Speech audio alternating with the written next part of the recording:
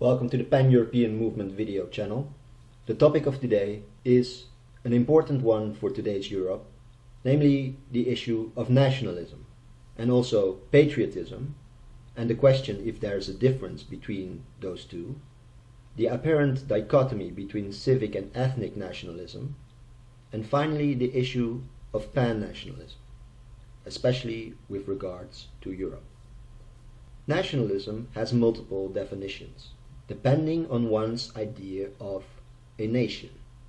In the Anglo-Saxon world, and especially in North American English, the word nation is often used as a synonym for country or state. In that understanding, nationalism is a sense of allegiance to that country, her laws and institutions. This is also called state or civic nationalism, or, more often, patriotism. However, the original meaning of the word nation, from Latin, means people or folk.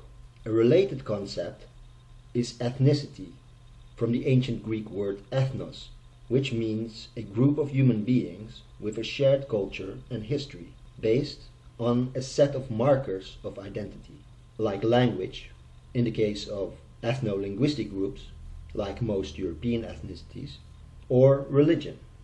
An ethnic group is not the same as a nation. There are many groups, like tribes in Papua New Guinea or in the Amazon, but also in Europe, who have their own language and culture and who qualify as ethnicities, but are not nations. In order for an ethnic group to be called a nation, it needs an advanced political consciousness, the idea that the ethnic group should be represented politically. The type of nationalism that views the people, the ethnicity, and not the country as the foundation of politics is called ethnic nationalism. In many countries, the word nationalism has become synonymous with the worst forms of that ethnic nationalism, and a lot of people reject the concept of nationalism altogether, although often still proclaiming to be patriots, while being unaware that patriotism is simply another form of nationalism.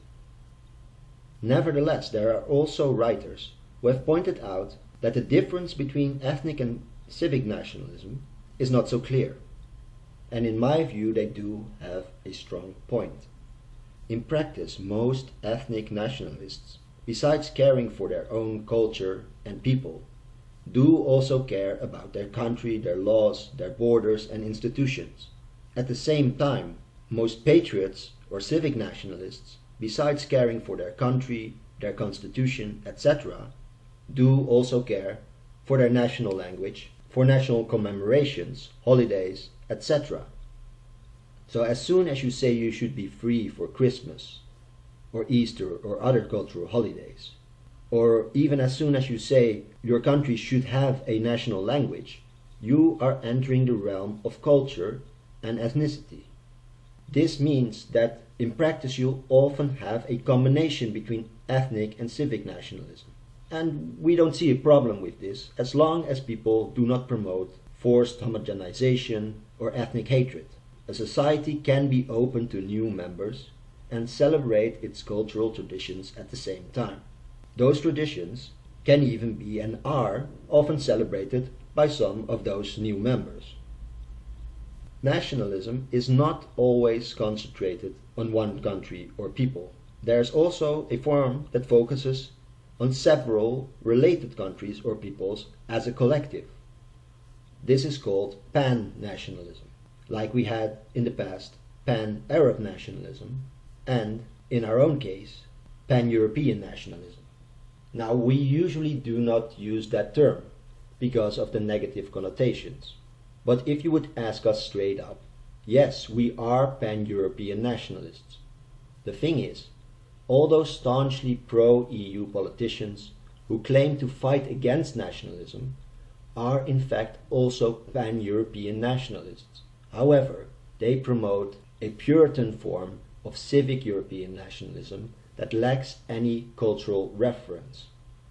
We agree with them that we should combat the isolationist kind of geopolitical nationalism promoted by the far-right parties.